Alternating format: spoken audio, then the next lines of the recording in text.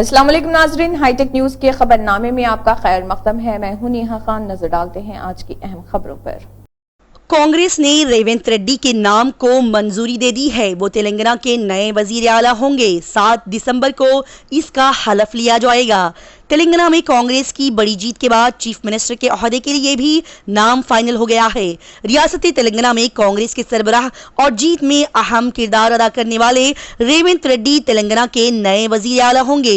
उनकी हलफ बर्दारी की तकरीब 7 दिसंबर को होगी। ताहम कांग्रेस ने अभी तक इसका बाज़ाब्ता ऐलान नहीं किया है, लेकिन किसी भी वक्त कांग्रेस प्रेस कॉन्फ्रेंस में इस बात का ऐलान कर सकती है।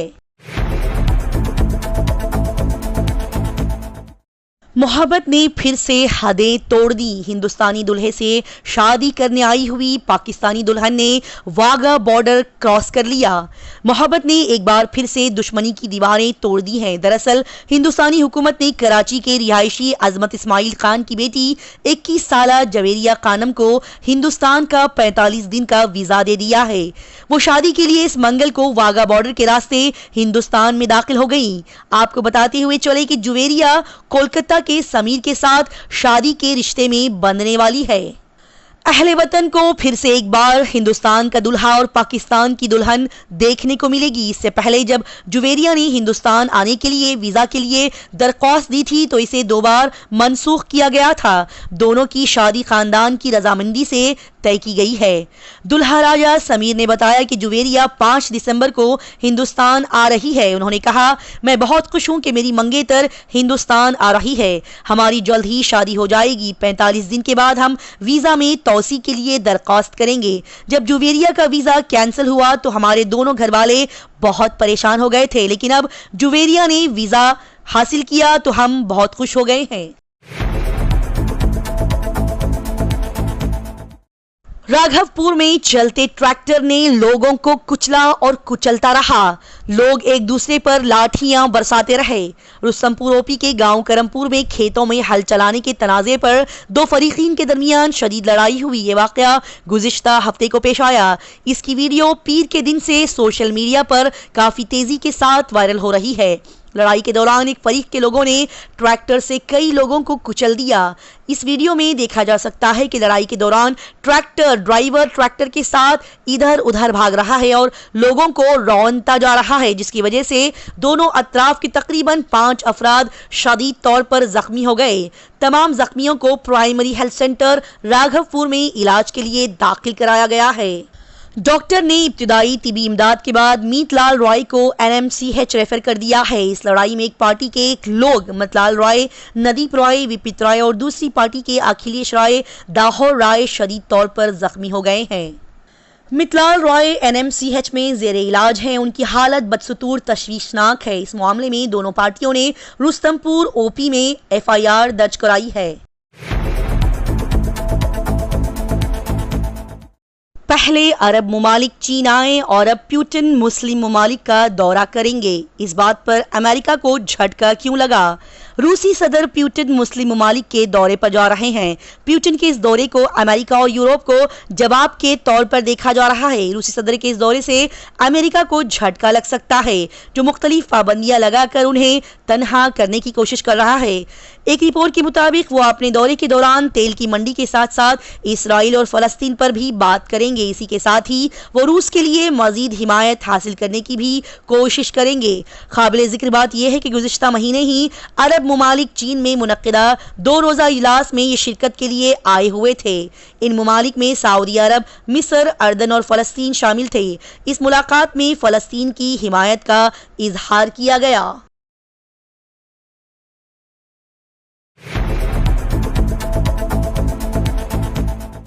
ऑस्ट्रेलिया पाकिस्तान के लिए खतरे की घंटी बजा रहा है। साल 2017 से इंडिया के अलावा किसी ने भी होम टेस्ट में उन्हें हराया नहीं है। हाल ही में आईसीसी वर्ल्ड कप 2023 का टाइटल जीतने वाली ऑस्ट्रेलियाई क्रिकेट टीम को 14 दिसंबर से पाकिस्तान के खिलाफ 3 मैचों की होम टेस्ट सीरीज खेलनी है। ऑस्ट्रेलियाई टीम होम ग्राउंड पर टेस्ट मैचों की मजबूत टीमों में से एक टीम है। इस टेस्ट सीरीज से पहले ही पाकिस्तान के लिए खतरे की घंटी बज गई है। पाकिस्तान क्रिकेट टीम शान मसूद की कप्तानी में पहली बार ऑस्ट्रेलिया के दौरे पर गई हुई है। पाकिस्तान वर्ल्ड कप 2023 में सेमीफाइनल तक भी नहीं पहुंच सका था, जिसके बाद बाबर आजम ने तमाम फॉर्मेट्स में कप्तानी छोड़ने का फैसला किया था। शान मसूद के लिए ये दौरा ऑस्ट्रेलिया बहुत अहम होगा, लेकिन 2017 के बाद के इदाद-ओ-शुमार पाकिस्तान को डरा सकते हैं। टेस्ट क्रिकेट की बात की जाए तो 2017 से हिंदुस्तान के अलावा कोई और टीम ऑस्ट्रेलिया को उसकी सरजमीन पर एक भी टेस्ट मैच में शिकस्त नहीं दे सकी है। ये है नया हिंदुस्तान। ये 3 हिंदुस्तानी दुनिया की सबसे ऊपर 100 हथियार बनाने वाली कंपनियों में शामिल हैं। मेक इन इंडिया और खुद इन्हिसारी की सिमत में हिंदुस्तान मुसलसिल दुनिया में अपनी शनाख्त छोड़ रहा है। हिंदुस्तान पहले ही चांद के कुतुब जुनूबी पर खलाई जहाज उतार कर कला में अपनी मौजूदगी कायम कर चुका है। अब हिंदुस्तानी कंपनियों ने दुनिया के लिए असलहा बनाने वाली सैर फहरिस्त कंपनियों में अपनी जगह बनाई है। 3 हिंदुस्तानी कंपनियों ने इस शोबे में जबरदस्त एंट्री मारी है, जिस पर कभी अमेरिकी और चीनी कंपनियों का गलबा था। एक रिपोर्ट सामने आई है कि 3 हिंदुस्तानी कंपनियां BEL, HAL और MDL का आलमी हथियारों की फरोख्त में नुमाया हिस्सा है।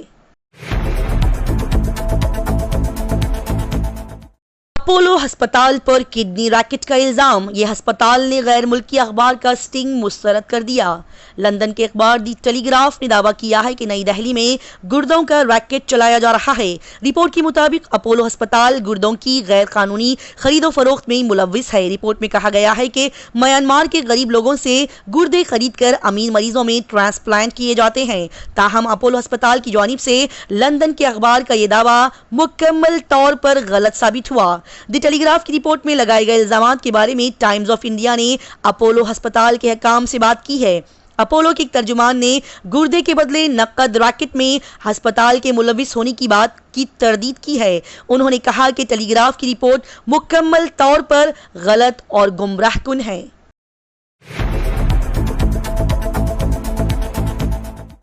6 किसानों को सैटेलाइट के जरिए से पराली जलाए जाने पर पकड़ा गया। हुकूमत 3 साल तक न उन्हें कुछ देगी न ही उनसे कुछ खरीदेगी।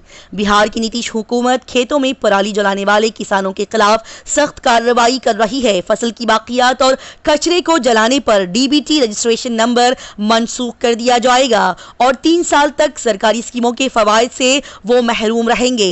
दरअसल सैटेलाइट के जरिए पूर्णिया जिले में पराली जलाने के 11 मामले मौसूल हुए हैं। फसल की बाकियात को जलाने के बाद सैटेलाइट के जरिए उनकी निशानदेही की गई, जगह पर तहकीकात भी की गई। तहकीकात के बाद 6 किसानों के DBT रजिस्ट्रेशन नंबर को मनसूख कर दिया गया और उन्हें 3 साल से तमाम सरकारी स्कीमों के फवायद से महरूम रखा गया। साथ ही में महकमा कोऑपरेटिव मुताल्लिका किसानों से धान और गंदम की खरीदारी नहीं करेगा। फरार IPS आदित्य कुमार ने पटना की अदालत में खुद को सरेंडर किया। फर्जी चीफ जस्टिस DGP की नुमाइंदगी करने के बाद वो फरार थे। गया के इस वक्त के SSP आदित्य कुमार जो करप्शन के संगीन इल्जामात में 7 महीने से फरार थे। सुप्रीम कोर्ट से उन्हें अभी राहत नहीं मिली। बिलाखिर इस मंगल को उन्होंने हथियार डाल दिए। IPS अफसर आदित्य कुमार ने पटना सिविल कोर्ट में खुद को सरेंडर कर दिया। सुप्रीम कोर्ट के हुक्म पर उन्होंने मंगल को पटना की खुसूसी अदालत बराए इक्तिसादी जराइम में खुद को सरेंडर किया और बाकायदा जमानत की दरख्वास्त दायर की। इत्तलात के मुताबिक दोनों फरीकैन को सुनने के बाद उनकी दरख्वास्त जमानत मनसूख कर दी गई है।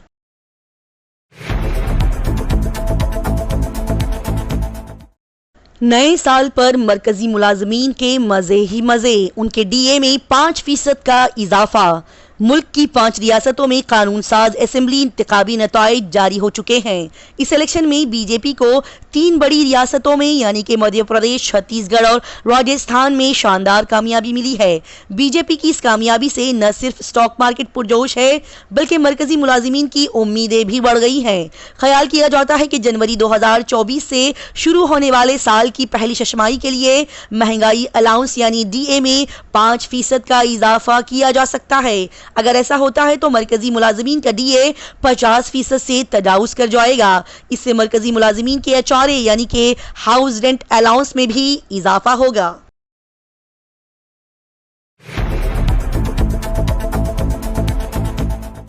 ज्ञानवापी कॉम्प्लेक्स के मिल्कियती तनाज़े पर समाअत शुरू होने वाली है। अगली तारीख 7 दिसंबर को होगी। इलाहाबाद हाई कोर्ट ने इस मंगल के रोज वाराणसी के ज्ञानवापी में वाक़े खुद साख्ता विश्वेश्वरनाथ मंदिर की मिल्कियत के बारे में जिला अदालत में दायर एलानिया मुकदमे की बरकरारी पर समाअत शुरू की है। जस्टिस रोहित रंजन अग्रवाल ने सुन्नी सेंट्रल वक्फ बोर्ड और अंजुमन इंतजामात मस्जिद कमेटी की दरख्वास्तों पर समाअत जारी रखते हुए अगली तारीख 7 दिसंबर की मुकर्रर की है।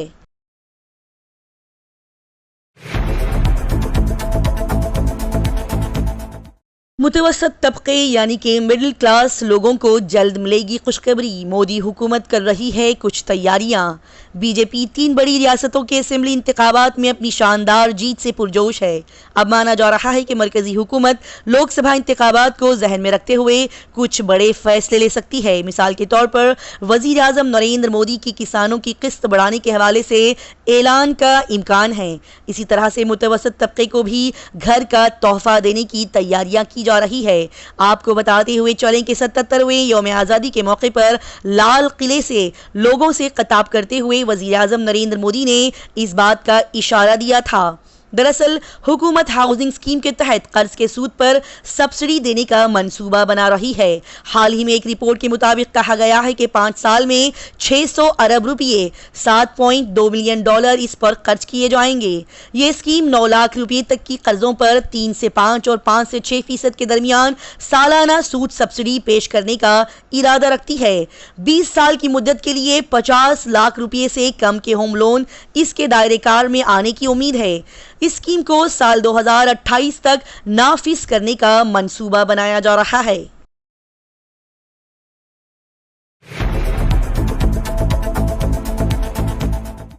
झूठे घमंड में एक बाप और चचा ने मिलकर अपनी ही बेटी को कत्ल करके उसकी लाश खेत में दफन कर दी।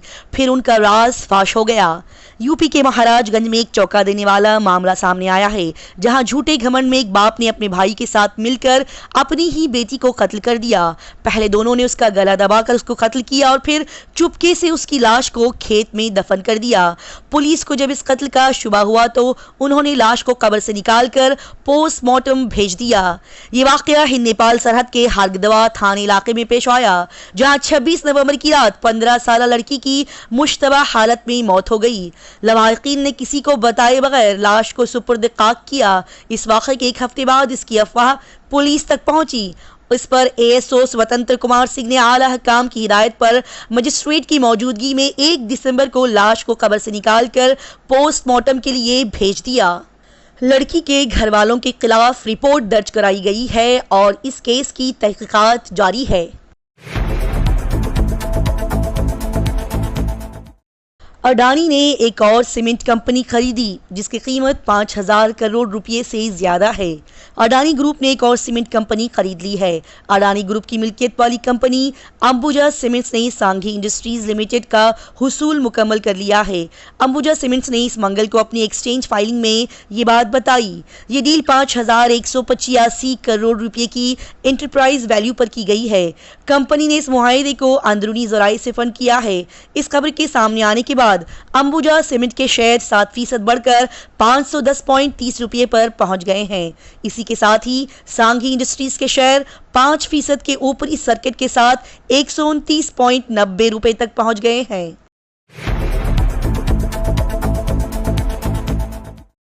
चीफ सेक्रेटरी शांति कुमारी ने ओहदेदारों को हिदायत दी कि वो चीफ मिनिस्टर के नामजद कुर्दा श्री ए रेवंत रेड्डी के हलफ बर्दारी की तकरीब के लिए वसी इंतजामात करे, जो कि जुमेरात को एलबी स्टेडियम में मुनक्किद होने वाली है।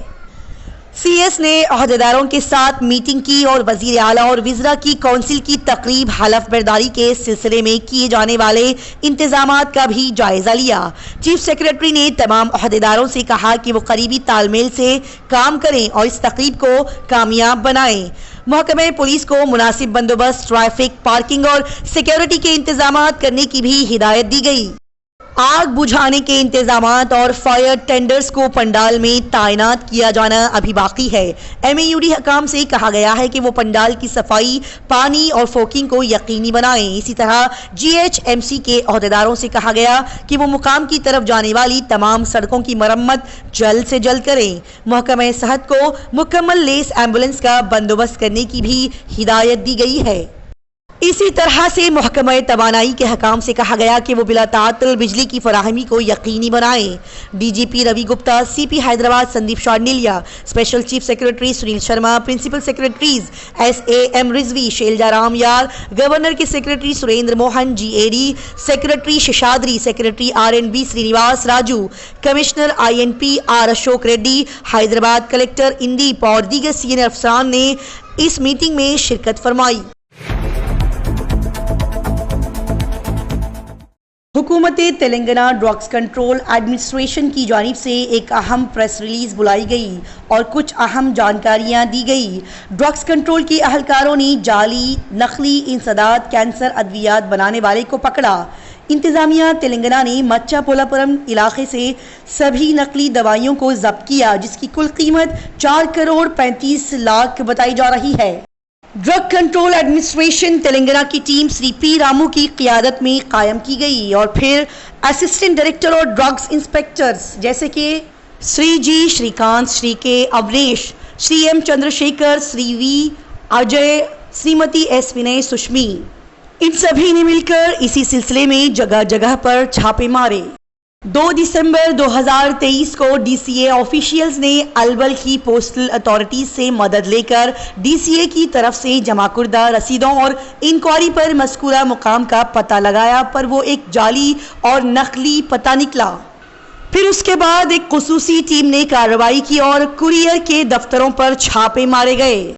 DCA हकाम 2 टीमों में बट गई और फिर कुरियर के दफ्तरों पर छापे मारे गए, जो कि फर्म ऑस्ट्रिका हेल्थ केयर की तरफ से मंशियात की तरसील के लिए इस्तेमाल किए जा रहे थे।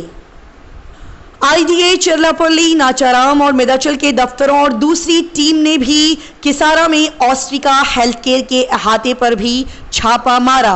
DCA हकाम ने इस कुरियर बॉय की शनाख्त की, जो कि ऑस्ट्रिका हेल्थ केयर के अद्विया का स्टॉक फराहम कर रहा है और जाली नकली अद्वियात की जगह का भी सुराग लगाया गया। इसी के साथ हाईटेक न्यूज खबरनामा इख्तिताम को पहुंचता है। अल्लाह हाफिज।